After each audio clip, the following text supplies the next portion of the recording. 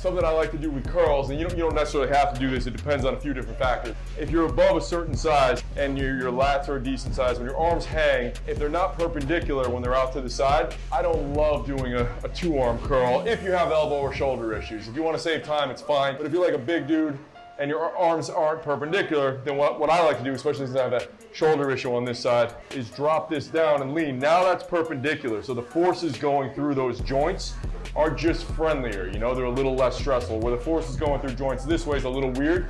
I like stuff that lines up with gravity, so I want to be perpendicular, and then I don't want to over supinate.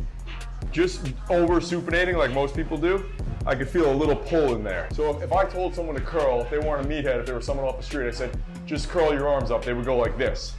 So they'd be here, they wouldn't be supinated like this, like a bodybuilder, right? So I think people tend to over supinate. So I want to do stuff that's a little bit more natural. So I'm going to get you here, it's perpendicular, and those are really friendly forces being transferred through that joint there. I'm nowhere near as big as I used to be, so my arms would have been out here. So here, just a little shift from there to there does make a difference in how your elbows are going to feel. And I'm locked. I have that shoulder driving down the whole time. And I never let this wrist curl over. If anything, this wrist stays bent back. Because when I curl this wrist over, now all of a sudden, see how much easier it gets? Yeah.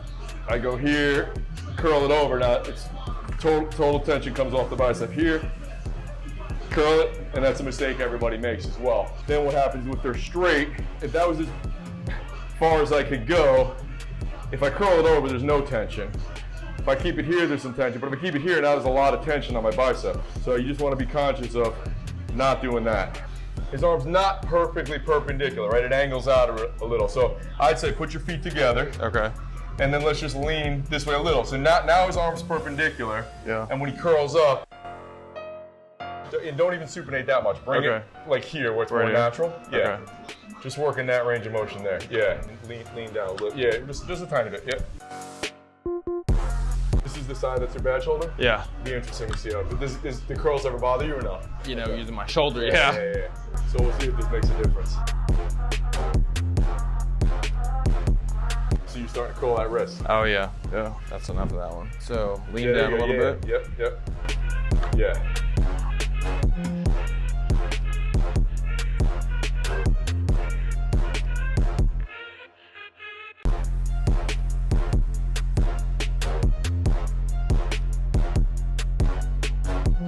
Yeah, see, that looks like a shoulder-friendly curl. Like it doesn't look like that's bothering your shoulder really. Oh, that's good.